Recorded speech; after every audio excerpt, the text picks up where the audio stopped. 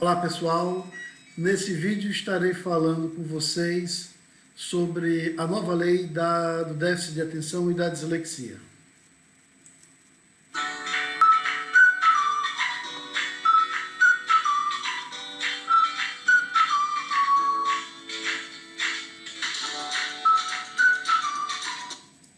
Vamos lá, vamos começar então. Bom, no primeiro vídeo eu falei um pouco sobre as novas exigências, da nova lei da dislexia e do déficit de atenção. No primeiro, focando um pouco mais na dislexia, e dessa vez eu vou focar nos tópicos, nos artigos que fazem referência ao TDA, ao TDAH, que tem sido assim uma grande demanda e um grande desafio tanto das pessoas que fazem avaliação quanto das instituições. Acredito que a grande quantidade de escolas que fazem avaliações adaptadas, que as crianças têm que sair de sala de aula para poder fazer avaliações em um ambiente mais tranquilo, seja tão grande em todo o Brasil quanto é especificamente aqui em Natal, no Rio Grande do Norte. Eu queria falar um pouquinho sobre, não só falar sobre esse tema, mas comentar sobre ele, porque realmente é uma demanda muito grande. Atualmente, por exemplo, aqui no consultório, no centro de avaliação que eu coordeno, onde eu sou psicopedagogo, eu atendo mais ou menos por semana cerca de 35, 38 pacientes com diagnóstico ou em avaliação de diagnóstico para déficit de atenção, um TDA ou um TDAH. Então é um número muito grande, contabilizando hoje, por exemplo, que ele corresponde a talvez 80% dos meus atendimentos. Então, o primeiro ponto que eu queria falar é que como eu falei no vídeo anterior, essa não é uma lei nova, não é um projeto novo agora de 2015, 2018, não, é um projeto que ele vem sendo reformulado desde 2010. Então, ele coloca aí um dos primeiros pontos do seu artigo 1º, que o poder público deve manter programa de identificação precoce, diagnóstico, tratamento e atendimento educacional escolar especializado para estudantes da educação básica com dislexia e transtorno de déficit de atenção com hiperatividade. Então, é interessante que, mais uma vez eu coloco, nós estamos brigando hoje por indicadores de educação que estão cada vez piores, isso falando de rede pública, E aí eu fico pensando até que ponto nessa questão do poder público, se nós não estamos conseguindo nem ensinar com qualidade, imagine, lógico, não estou falando que aí nós temos um ponto só de problemas, são vários problemas, as questões de estrutura, as questões familiares, as questões sociais, as questões das metodologias, dentre outros pontos.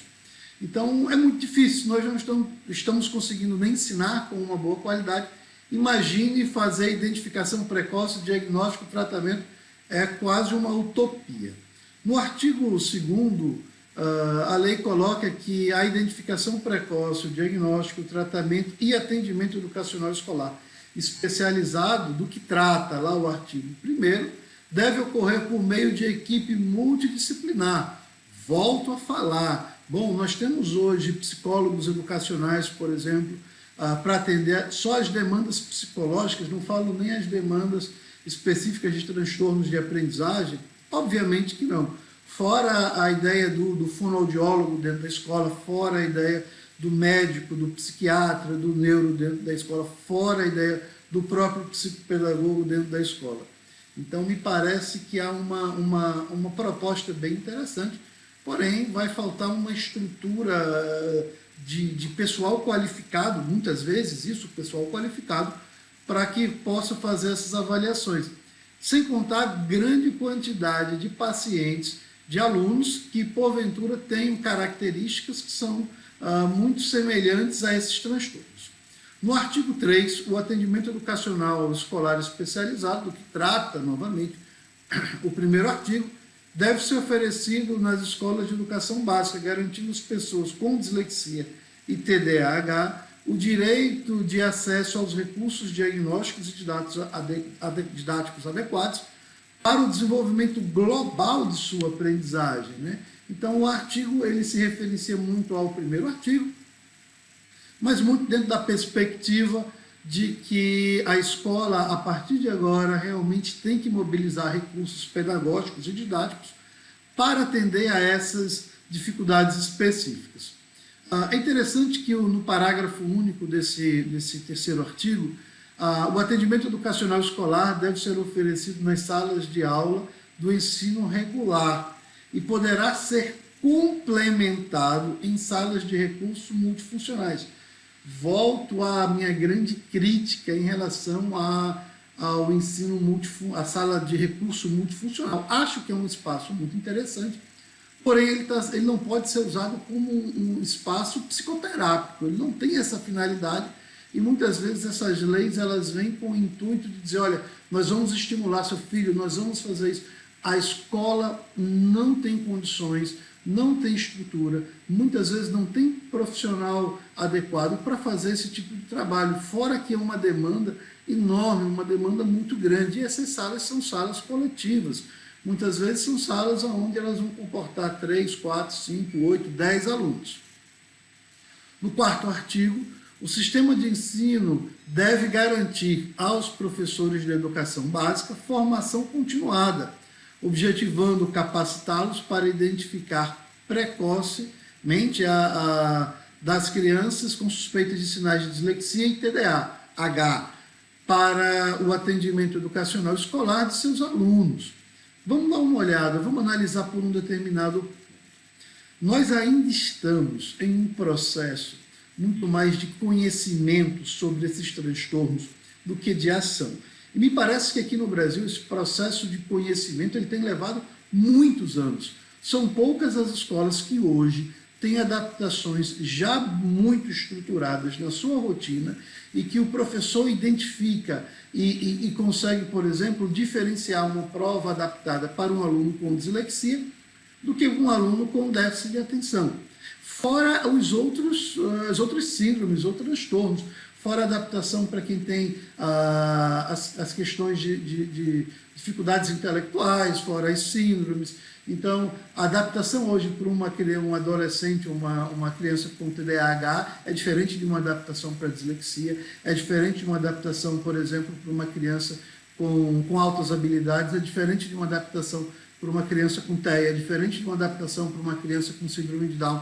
Então, são diversas, ou paralisia cerebral, ou microcefalia. Então, nós estamos falando de diversas adaptações e que de uma certa forma, há de se pensar também na limitação da escola, porque essas adaptações, elas demandam, quer queira, quer não, um grande aporte financeiro. Não dá para treinar esses professores, disponibilizar tempo para que eles façam essas avaliações. Se nós pensarmos que em cada sala talvez nós tenhamos 1 ou 2 alunos ou 3 alunos com diagnósticos diferentes, nós estamos falando de pelo menos 3 ou 4 provas por sala. Então não é um processo tão simples. Um outro ponto que vem do Congresso Nacional, o decreto dessa lei, ele diz no seu artigo 1º, né, que o poder público deve desenvolver e manter programas de acompanhamento integral para os educandos com dislexia ou transtorno de déficit de atenção com hiperatividade. Ele fala muito do TDAH, principalmente porque os efeitos da hiperatividade ou os efeitos da impulsividade no processo de aprendizagem, eles são bem maiores do que os alunos que têm ou que são só mais desatentos no caso do déficit de atenção propriamente dito. No parágrafo único, o acompanhamento integral previsto deve compreender a identificação precoce, encaminhamento para o diagnóstico, apoio educacional na rede de ensino, bem como apoio terapêutico especializado na rede de saúde, né? É muito linda a lei, mas, como eu já falei anteriormente, vai deixar inúmeras brechas. Lembrando que ele fala muito da rede pública, mas normalmente, legalmente, o que se aplica à rede pública, se aplica também à rede privada.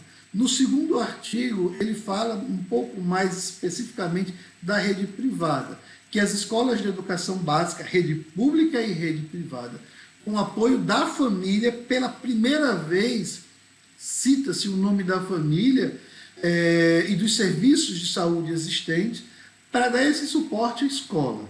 devem garantir o cuidado e a proteção do educando com dislexia e TDAH, visando seu pleno desenvolvimento físico, mental, moral, espiritual e social. Bom, é uma demanda enorme de muitas áreas e com uma variedade muito grande de vertentes para serem trabalhadas. Aí nós temos aí, na própria BNCC, né, que citei anteriormente no primeiro vídeo, falando das habilidades socioemocionais, que dependem também muito da família nesse processo. Bom, no terceiro item desse artigo, né, os educandos com dislexia ou TDAH, o artigo ele muda muito, porque muitas vezes ele coloca dislexia e TDAH, e outras ele separa com dislexia ou TDAH, que são coisas teoricamente diferentes se eu falo de legislação, né? Dislexia e TDAH, eu tenho um transtorno de base e uma comorbidade. Um transtorno de comorbidade, teoricamente, teriam que ter os dois. Aí entra a questão da interpretação. Mas vamos continuar. Então, os educandos com dislexia ou TDAH, que apresentam alterações no desenvolvimento da leitura e da escrita ou instabilidade na atenção, que repercutam na aprendizagem, devem ter assegurado acompanhamento específico voltado à sua dificuldade, da forma mais precoce possível, pelos seus educadores no âmbito da própria escola na qual estão matriculados. Olha aí, está falando aí de rede pública e rede privada. Podendo contar com o apoio e orientação das áreas de saúde, da assistência social e de outras políticas públicas existentes no território. Necessidades, no artigo 4, necessidades específicas no desenvolvimento do estudante serão atendidas pelos profissionais da rede de ensino em parceria com profissionais da rede de saúde. Já falei sobre isso, não vou voltar novamente. Parágrafo único. Caso seja verificada a necessidade de intervenção terapêutica, esta deverá ser estabelecida em um serviço de saúde que apresente a possibilidade de avaliação diagnóstica. Aí nós vamos bater aí em alguns pontos. A avaliação diagnóstica ela é diferente de fechar um diagnóstico. A avaliação diagnóstica ela pode ser feita pelo neuropsicólogo, pelo psicopedagogo, e aí muito voltado para quem faz um trabalho muito mais neurocognitivo do que a psicopedagogia tradicional, né? E até mesmo pelo fonoaudiólogo em situações específicas da dislexia, né? Então, ele deve ser feito essa avaliação diagnóstica e, normalmente, dentro do perfeito, essa avaliação, essa triagem, essas características são passadas para o neuropediatra, ou para o neuro, ou para o psiquiatra infantil, ou psiquiatra. E aí, obviamente, com também recursos específicos, testes específicos, lembrando que são avaliações extremamente subjetivas, eles fecham esse diagnóstico. No caso da dislexia, lá do primeiro vídeo, né, hoje nós temos um exame de ressonância magnética funcional que consegue verificar isso aí. Só que esse exame ele não tem acesso à população em geral. É um exame, é uma avaliação feita apenas em base de pesquisa, né? Parágrafo único, né, caso seja identificada a necessidade de intervenção, acho que essa parte aí nós falamos também, intervenção terapêutica deverá ser estabelecida em serviço de saúde, que apresente a possibilidade de avaliação diagnóstica. Falamos um pouquinho sobre isso aí. Com metas de acompanhamento por equipe multidisciplinar composta por profissionais necessários ao desempenho desta abordagem. Eu acho que a avaliação diagnóstica ela é muito importante, principalmente porque ela visa estabelecer uma base de quais são as principais dificuldades e o que se pode esperar dessa criança. Lógico, todos os cérebros têm uma plasticidade, eles vão melhorar, mas é muito importante frisar que nenhum desses dois transtornos eles têm cura. Com a estimulação adequada, nós temos uma melhora significativa, mas não existe cura, não existe um medicamento ou uma terapia ou uma estimulação que se faça que esse sujeito rapidamente ele mude um padrão neural. Isso não vai acontecer.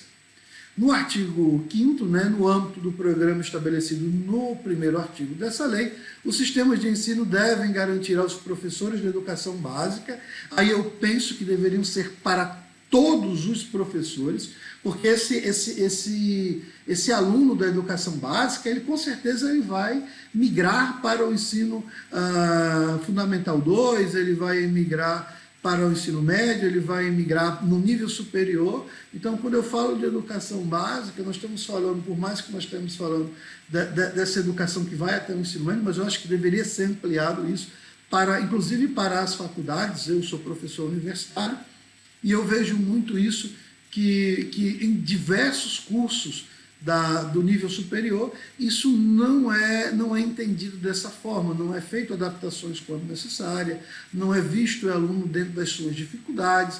Então esse é um outro ponto que eu acho que deveria não estar somente dentro da educação básica, mas também dentro do ensino superior. Então os professores da educação básica, amplo acesso à informação, inclusive com relação aos encaminhamentos possíveis para atendimento multissensorial, formação continuada, objetivando capacitá-los para a identificação precoce dos sinais relacionados aos transtornos de aprendizagem. Lembro, quanto mais cedo esses transtornos acontecerem, melhor. Quando a lei fala de transtornos de aprendizagem, nós podemos citar a dislexia, a desortografia e a descalculia como transtornos específicos da aprendizagem. O TDA ou o TDAH, eles são transtornos neurodesenvolvimentais. Eles não estão incluídos dentro dos transtornos de aprendizagem, por mais que afetem diretamente essa aprendizagem.